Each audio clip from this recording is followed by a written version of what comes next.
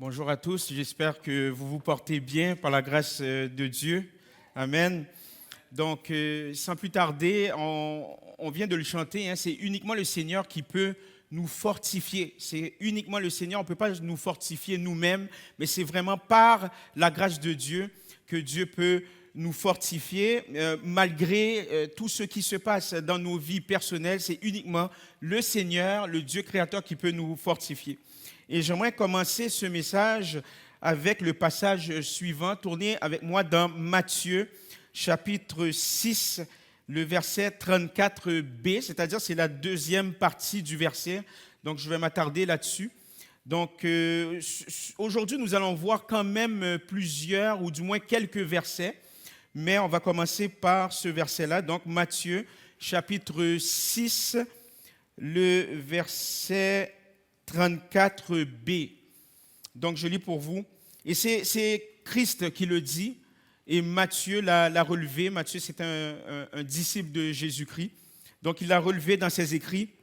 À chaque jour suffit sa peine. À chaque jour suffit sa peine. Vous savez, la citation de Jésus, à chaque jour suffit sa peine, est devenue si populaire qu'elle est devenue maintenant un proverbe culturel. Donc, ce n'est pas uniquement les chrétiens qui vont le dire par le biais des prédications ou bien par le biais des enseignements ou bien lors d'une réunion de prière, mais c'est devenu maintenant une citation très populaire dans la culture moderne réellement. À chaque jour suffit sa peine. C'est tellement populaire que même des artistes, je pense à des rappeurs vraiment qui le citent souvent dans leurs chansons. Et maintenant, j'aimerais revenir dans le contexte dans lequel Jésus l'a dit. Eh bien, Jésus, il était en train d'enseigner et il a enseigné qu'il faut, n'est-ce pas? Ce n'est pas une suggestion, c'est réellement Jésus qui l'a dit. Jésus a dit, il faut supporter les épreuves. Donc, il faut faire face aux difficultés d'aujourd'hui. Donc, Jésus, lorsque Jésus-Christ l'a enseigné, il y a une part d'encouragement aussi. Donc, Jésus a voulu encourager ses disciples, son auditoire, et nous, les chrétiens d'aujourd'hui, nous, ou du moins, même ceux qui ne sont pas adeptes aussi, c'est pour nous ces paroles-là, c'est une parole qui est teintée de sagesse. Eh bien, Jésus a enseigné qu'il faut supporter et faire face aux difficultés d'aujourd'hui, mais sans nous soucier de celles à venir. Et je comprends très bien chacun son combat. Okay? Le combat d'un tel n'est pas nécessairement le combat d'une autre personne. Chaque personne a ses défis. Pour certaines personnes, c'est au niveau familial. Pour d'autres, c'est au niveau relationnel. Pour d'autres, c'est au niveau de la business. Pour d'autres, c'est au niveau ministériel. D'autres, c'est au niveau de la santé. Donc, chaque personne a leur propre combat, mais Jésus nous fortifie, nous donne ce conseil de supporter et faire face aux difficultés d'aujourd'hui sans nous soucier de celles à venir. Et il y a une difficulté, et j'aimerais vraiment m'attarder là-dessus dans cet enseignement. Il y a une difficulté au sein de notre culture. Il y a une difficulté au sein de notre culture qui est devenue endémique. C'est devenu endémique. Et cette difficulté qui est devenue endémique touche toutes les sphères sociaux. Ça touche toutes les générations. Et bien entendu, j'aimerais parler du surménage. Le surménage, l'épuisement professionnel, l'épuisement généralisé. Et en toute humilité, je le dis, c'est un sujet qui est rarement abordé. Ça touche la santé mentale. Et j'aimerais, juste avant de rentrer réellement en profondeur, j'aimerais simplement vous dire qu'il y a une différence. Il y a une différence entre santé mentale et maladie mentale. Parce qu'on va confondre les deux notions. La santé mentale fait partie de la vie de tous et chacun. Ok, la santé mentale, ça fait partie de la vie de tous et chacun. Pensez à la santé physique. La santé physique, c'est l'état de votre corps. Ok, la santé physique, c'est l'état de votre corps. Et la santé mentale, c'est l'état de votre esprit. La santé mentale, c'est l'état de vos sentiments. La santé mentale, c'est l'état de vos émotions. Il y a aussi la santé physique, la santé mentale, mais il y a aussi la santé spirituelle. La santé spirituelle, c'est l'état de votre âme. Donc la santé physique, et les études le démontrent, la santé physique peut influencer la santé mentale, à la fois positivement et négativement. Et il en va de même pour les expériences de la vie.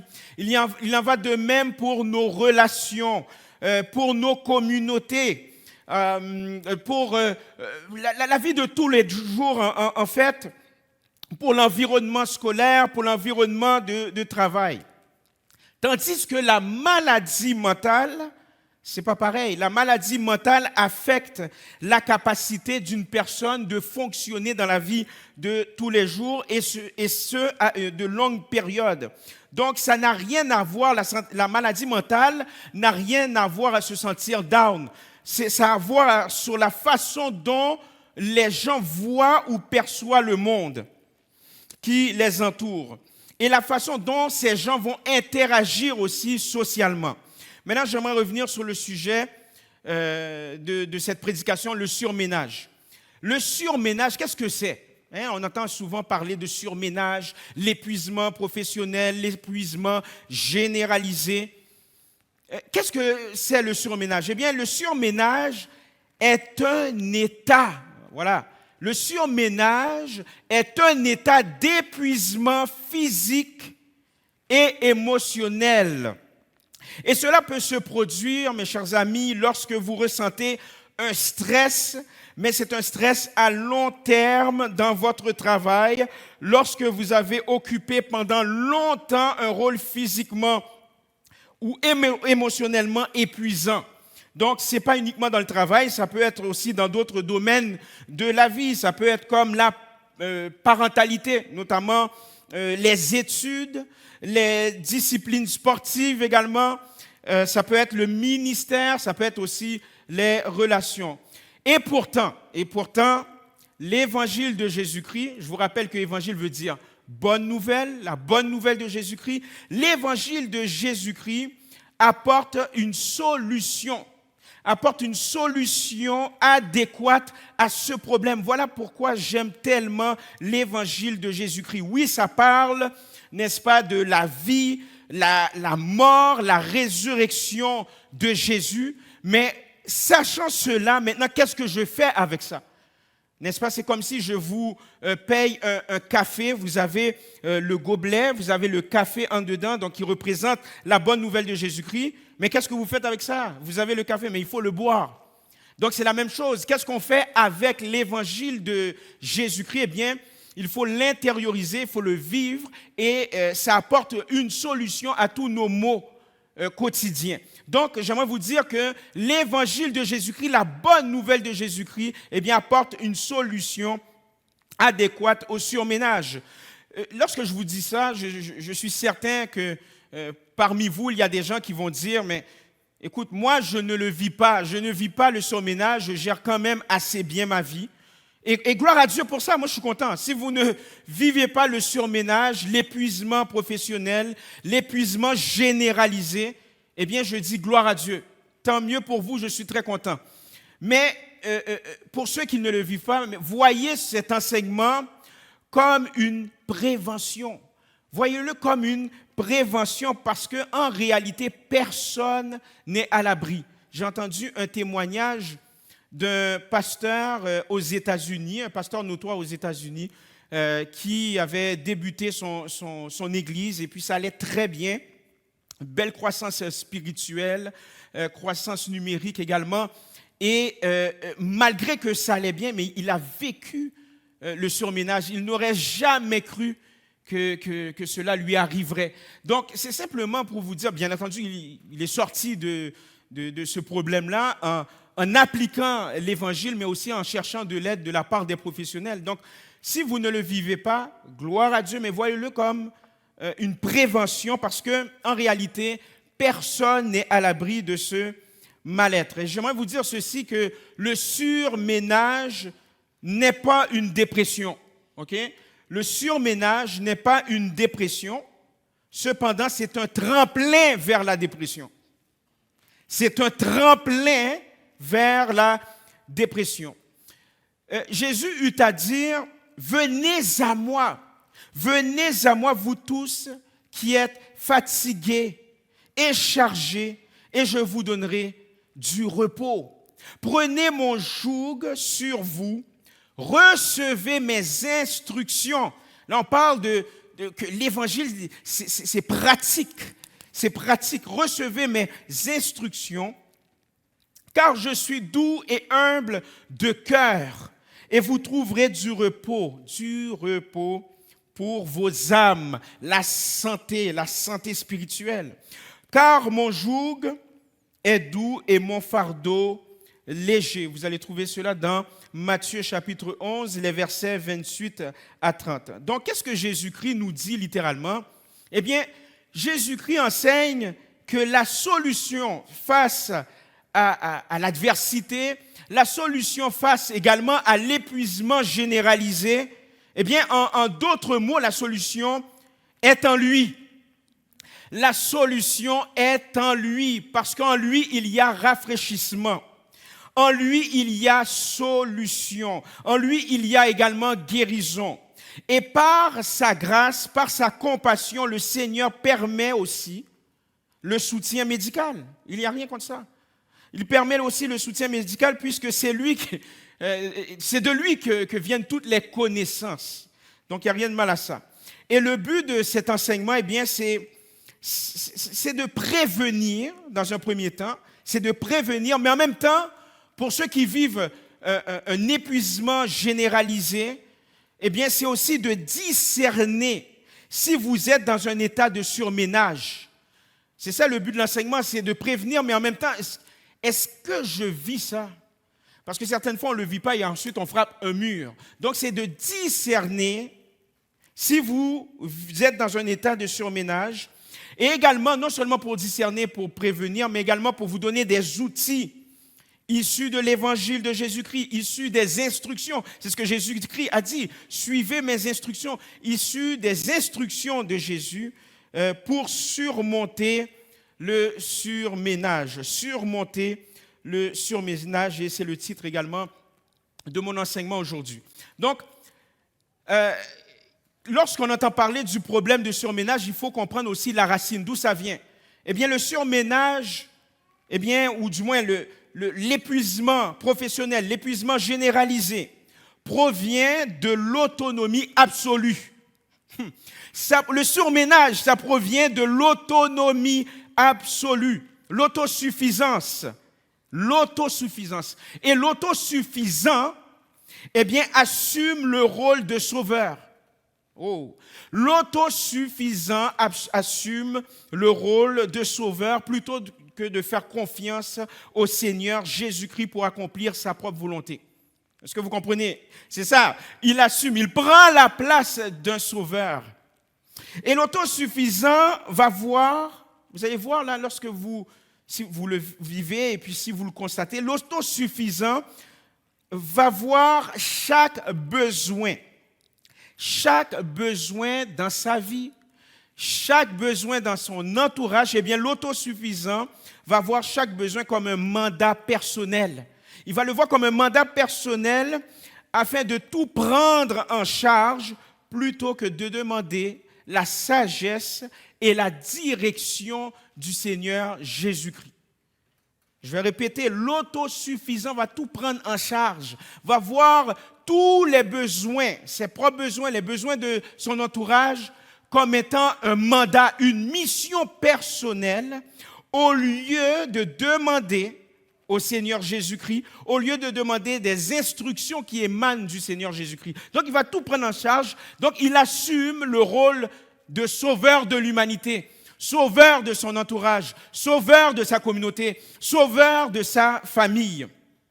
Et l'autosuffisant est toujours en mode d'urgence. L'autosuffisant, tout est urgent. Toujours en mode d'urgence. J'ajouterais ceci, il est même en mode survie. Il est toujours en mode survie. Il vit de façon à survivre constamment. Et pourtant, lorsqu'on prend le temps de lire la parole de Dieu, lorsqu'on prend le temps de vivre les instructions du Seigneur Jésus-Christ, le Seigneur nous apprend à vivre un jour à la fois. Le Seigneur nous apprend à vivre un jour à la fois. Le Seigneur ne nous appelle pas à survivre, mais à vivre.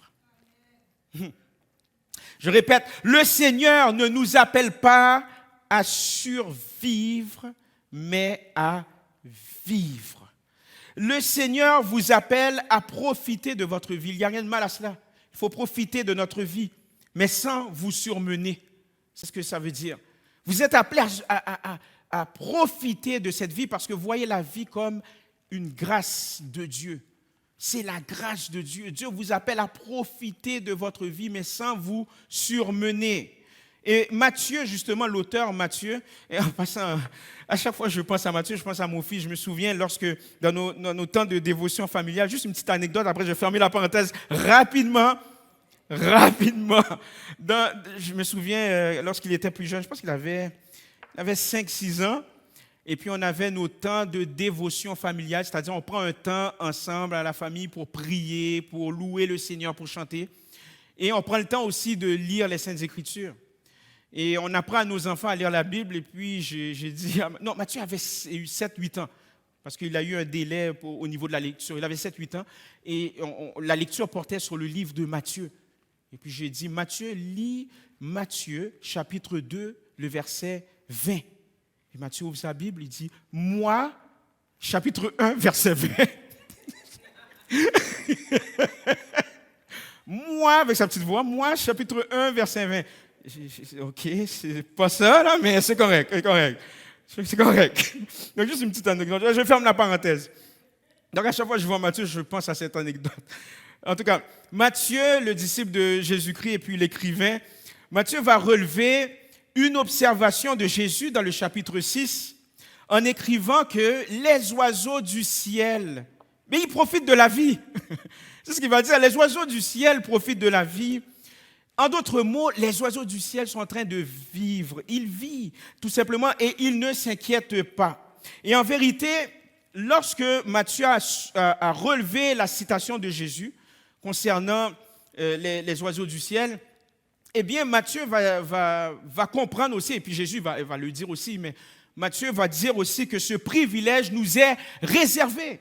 Ce privilège nous est réservé, on est appelé à profiter de la vie, mais sans nous surmener. Maintenant, j'aimerais voir avec vous, mais quels sont, parce que c'est bien beau de parler de surmenage, et je vous ai dit qu'il y a lieu de voir cet enseignement comme à titre de prévention, mais en même temps, il y a d'autres personnes qui le savent, qui vivent dans le surménage, vont voir des professionnels, mais d'autres ne le savent pas vraiment. Donc, quels sont les signes d'épuisement professionnel, d'épuisement généralisé ou du surménage? Quels sont les signes? Premièrement, vous êtes encore plus fatigué que d'habitude. Ça, c'est un des premiers signes. Vous êtes plus, ou du moins encore plus fatigué que d'habitude. Et ça, c'est généralement dû au stress et non à un trouble de sommeil. Mais ça amène à un trouble de sommeil. Est-ce que vous comprenez? Donc, ça, c'est le premier signe. Vous êtes encore plus fatigué, mais que d'habitude. Et bien entendu, ça va amener tôt ou tard à un trouble de sommeil. Maintenant, vous rentrez dans un cycle. Un deuxième signe, eh bien, c'est la perte de motivation. Perte de motivation, c'est-à-dire que vous êtes passionné de quelque chose, vous êtes probablement passionné de votre travail, de votre famille ou d'une discipline sportive, du ministère, peu importe, mais vous avez une perte de motivation. Donc, c'est-à-dire que votre motivation s'estompe au fil du temps. Votre passion au travail va s'estomper, passion dans vos activités respectives, les sorties, on vous invite à sortir, vous dites non, ça ne me tente pas, je n'ai plus le goût. Donc, on sent réellement une perte de motivation. Aller au rassemblement d'église également, on ne voit plus la pertinence de venir prier également, on voit plus la pertinence des disciplines spirituelles, etc. Donc, il y a une perte de motivation. Il y a un autre signe également. Toutes les choses semblent accablantes. Toutes les choses semblent accablantes. C'est-à-dire, qu'est-ce que j'essaie de vous dire par là? C'est-à-dire les tâches banales de base. Les tâches banales de base commencent à nécessiter plus d'énergie, plus d'efforts que d'habitude. Des tâches banales de la vie de tous les jours, oh non, je ne vais pas faire ça encore. Donc, plus d'énergie, ça nécessite plus d'énergie, plus d'efforts que d'habitude. Je prends un exemple comme répondre à un texto. Vous dites, encore répondre à un courriel, brosser les dents, ou peu importe. Des tâches vraiment banales comme d'habitude, mais nécessitent plus d'efforts, plus d'énergie.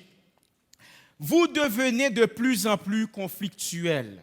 De plus en plus, vous devenez conflictuel. C'est-à-dire, qu'est-ce que j'essaie de dire par là? Eh bien, les petites choses de la vie commencent à vous mettre en colère. Des petites affaires insignifiantes de la vie commencent à vous rendre colérique. Et c'est dû à un manque de contrôle. Et ça amène aussi un manque de contrôle. Et vous perdez régulièrement du sang-froid. Vous rentrez dans des conflits inutiles, mais qui pouvaient se régler normalement en validant vos perceptions. Juste en validant vos perceptions, le conflit serait réglé, tout simplement. Ce conflit pouvait régler aussi par le biais de la prière également, parce que ça fait du bien de prier. Donc, on constate que des petites choses, n'est-ce pas, de la vie de tous les jours, les choses quotidiennes maintenant vous mettent en colère. Un autre point très important, un autre signe que vous vous surmenez, vous vous soignez vous-même. Vous vous soignez vous-même. C'est-à-dire que, au lieu de chercher de l'aide de l'extérieur, eh bien, vous allez vous chercher du soulagement en dehors de Jésus. En dehors de Jésus. Donc, vous allez avoir recours à des substances, de la drogue. Mangez trop pour vous réconforter. On mange beaucoup, mais dans le but de nous réconforter. Abusez de l'alcool, fumez du pot. Tout ça, vous vous soignez vous-même, au lieu de voir un professionnel et au lieu de se tourner dans un premier temps vers Jésus-Christ qui, lui, maintenant, va nous donner la sagesse pour voir s'il y a lieu un professionnel. On remarque aussi que vous monopolisez trop de temps à regarder des films en diffusion continue, ou pour d'autres, c'est de jouer constamment aux jeux vidéo, simplement pour nous soigner nous-mêmes. Il n'y a rien de mal à faire cela, il faut s'évader de temps en temps, mais lorsque ça devient récurrent, c'est constamment, donc ce n'est pas sain. Magasinage compulsif, dépendance sexuelle également. Et finalement, eh bien, vous n'avez plus d'énergie. Ça, là, surménage égale à ça. Vous n'avez plus d'énergie. C'est-à-dire que votre productivité, que ce soit au travail ou peu importe, discipline sportive, dans les arts communautaires, église, eh bien, votre productivité est en baisse. Vous oubliez souvent des choses, mais des choses simples.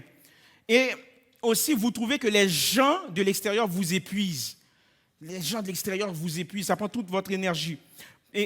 Parce que les gens qui vous apportaient la joie auparavant, les gens qui vous apportaient de l'énergie auparavant, maintenant vous épuisent. Vous n'êtes plus capable. Maintenant, je vous ai dit d'entrée de jeu que, et ça ce sont les signes, je vous ai dit d'entrée de jeu qu'il y a des solutions et la solution étant Jésus-Christ. La solution étant Jésus-Christ.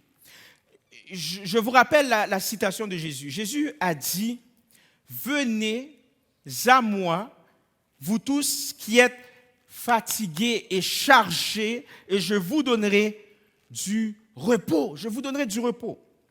Donc, il faut reconnaître dans un premier temps que vous êtes impuissant. Il faut reconnaître qu'on est impuissant. Et que c'est seulement Christ c'est seulement Jésus, parce que Jésus l'a prouvé par sa vie, par sa mort et par sa résurrection, il l'a prouvé, n'est-ce pas, par le biais de ses enseignements, par sa vie, par sa mort, par sa résurrection. C'est seulement Jésus-Christ qui peut résorber ce problème, parce que c'est lui qui est la solution ultime.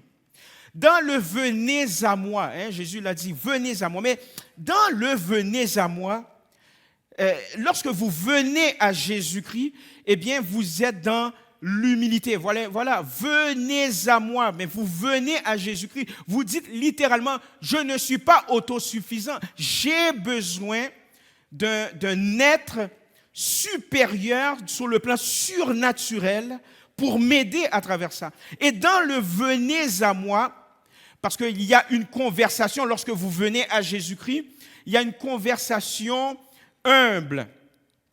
Donc, vous venez en toute humilité devant Jésus-Christ. Vous dites, écoutez, je ne suis pas un sauveur, littéralement. Je ne suis pas autosuffisant. Et l'humilité vous amène à admettre que vous vous surmenez.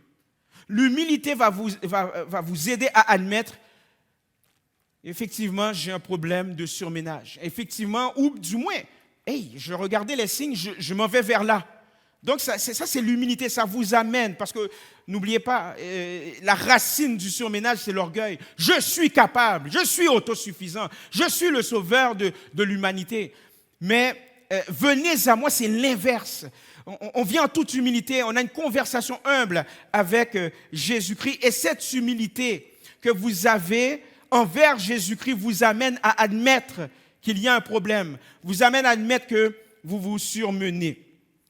Parce que vous ne pouvez pas vous guérir si vous ne reconnaissez pas qu'il y a quelque chose à guérir. Impossible. Vous ne pouvez pas vous guérir, vous ne pouvez pas guérir. Quand je dis vous guérir, c'est en Jésus, on s'entend. Et même des gens qui essayent de le faire par eux-mêmes, vous ne pouvez pas guérir si vous ne reconnaissez pas qu'il y a quelque chose à guérir. Donc, soyez sensibles à l'Esprit de Dieu. Soyez sensibles au Saint-Esprit de Dieu. Soyez sensibles au Saint-Esprit de Dieu. Et le temps d'arrêt dans la prière est un pas vers la guérison. Voilà pourquoi que vous allez m'entendre parler de prière souvent. J'ai apporté un enseignement sur la prière dernièrement. Bientôt, il y aura des appels de jeunes aussi. Donc, un temps dans la prière, n'est-ce pas? Un temps à part. Venez à moi, vous tous qui êtes fatigués, chargés. Lorsqu'on vient à Jésus, c'est déjà un pas vers la guérison parce qu'en lui, il y a guérison. Jésus-Christ personnifie la guérison. C'est la guérison ultime. C'est la solution ultime. Donc, lorsque je fais un pas de foi de venir à Christ, eh bien, c'est un pas vers la guérison. Maintenant, quelles sont les solutions en lui? Eh bien, prendre une pause, prendre un temps de repos. Lorsqu'on vient à Jésus, eh bien, Christ nous apprend à prendre un temps de repos. Je vous donnerai du repos. Donc, qu'est-ce que cela veut dire? Eh bien, c'est d'accepter de ralentir. Il faut accepter de ralentir. Pourquoi? Parce que tout semble énorme de près. Lorsqu'on regarde notre problème, tout ça semble énorme de près, mais le temps de recul, le temps de repos vous permet de vous ressourcer dans le Seigneur. Lorsque vous prenez un temps de recul, ça vous permet de vous ressourcer dans le Seigneur. Mais également, ça vous permet également de voir votre situation avec une meilleure perspective parce que vous êtes dans un temps de repos. Vous n'êtes pas dans un temps de stress. Vous êtes dans un temps de repos, un temps de ressourcement. Donc, lorsque vous prenez du recul, vous acceptez de prendre du recul, eh bien maintenant, vous pouvez voir la situation dans son ensemble avec une meilleure perspective. Et en même temps, lorsque vous le voyez avec une meilleure perspective, parce que c'est l'Esprit de Dieu qui vous aide à discerner ça, eh bien maintenant, vous vous ressourcez en même temps. Donc, il y a quelque chose de surnaturel en Christ. Vraiment, vous vous ressourcez de manière surnaturelle. Il y a aussi, ça vous amène aussi à un repos physique, notamment une escapade pour la fin de semaine. C'est important. Aller partir une fin de semaine, prendre des vacances, partir plus tôt au travail de temps en temps. Pourquoi? Parce que le repos est bon pour la récupération de votre corps et le repos est bon pour la récupération de votre esprit. Et le but, c'est d'être mis à part, pas s'isoler. Hein. J'avais déjà apporté un enseignement sur la différence entre l'isolation et être mis à part. L'isolation, c'est très dangereux pour l'être, mais être mis à part, c'est-à-dire c'est un retrait, mais pour se ressourcer, c'est un retrait pour écouter les instructions du Saint-Esprit. C'est ça, être mis à part. D'où vient le mot saint? Vous êtes saint. Lorsque Christ dit vous êtes saint, c'est-à-dire vous êtes mis à part. Vous êtes mis à part, vous êtes saint. Donc c'est être mis à part pour écouter les instructions du Saint-Esprit et cultiver l'écoute de Dieu. Autre chose aussi, laissez le Saint-Esprit qui est l'Esprit de Dieu, l'Esprit de Jésus. Laissez le Saint-Esprit vivre sa vie à travers vous. C'est pour ça que tout le monde tombe dans, ou du moins que certaines personnes, je ne vais pas généraliser, mais c'est pour ça que certaines personnes tombent dans le surménage. Pourquoi? Parce qu'ils ne fixent pas leurs yeux sur le Saint-Esprit. Ils ne fixent pas leurs yeux sur Jésus-Christ. Ils vont fixer leurs yeux sur leurs problèmes. Donc, il faut nous apprendre ou apprendre à nouveau de laisser l'Esprit de Dieu vivre sa vie à travers nous. Et pour surmonter tous les effets du surménage, eh bien, vous devez tourner toutes vos pensées vers Dieu. Parce que quand vous le faites, vous savez, quand vous tournez vos pensées vers Dieu réellement, au lieu de vous concentrer sur le problème, lorsque vous le faites, eh bien, vous ouvrez votre esprit, vous ouvrez vos émotions au Saint-Esprit de Dieu. Quand vous le faites, vous dites littéralement, je suis ouvert à Dieu, je suis ouvert au Saint-Esprit, je suis ouvert à entendre tes instructions, Seigneur.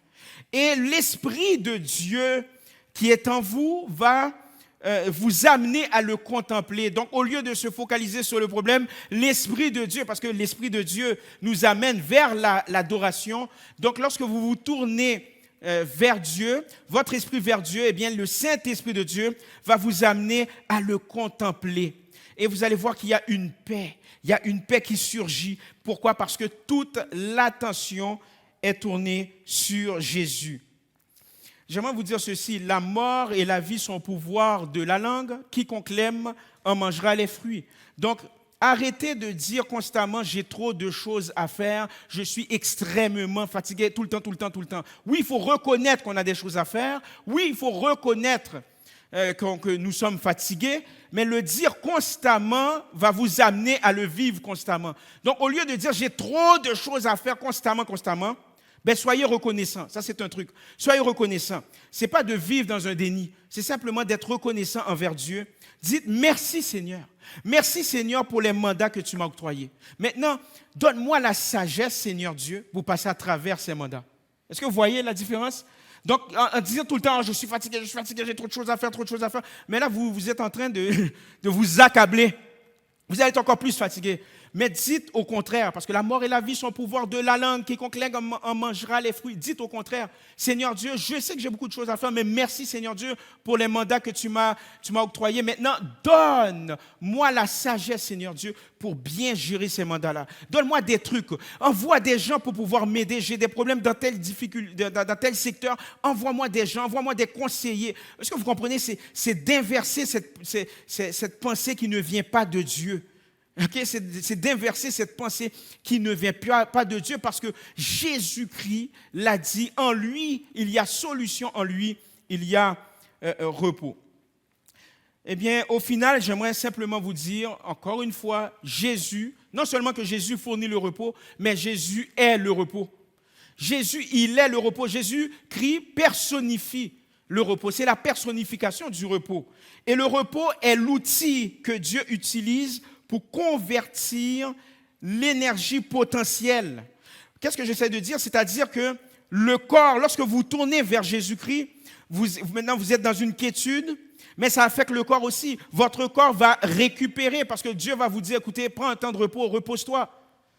Repose-toi. Vous savez, les gens qui travaillent physiquement, peut-être pour eux, le repos, ce sera aller à la plage.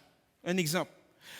pour des gens comme moi qui travaillent de façon très, très, très intellectuelle parce que je dois lire des livres, etc., je dois faire des recherches. Mais mon repos, c'est d'aller au gym, c'est de faire des exercices. C'est peut-être... vous comprenez ce que j'essaie de dire? Les gens qui font un travail très intellectuel, mais pour eux, le repos, c'est d'aller faire des activités physiques.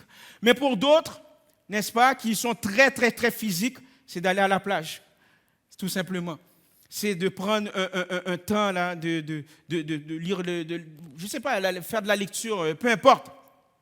Donc, c'est ça que Dieu va faire. C'est-à-dire qu'en lui, maintenant, le corps récupère. Et lorsque le corps récupère, eh bien, de surcroît, vous avez plus d'énergie.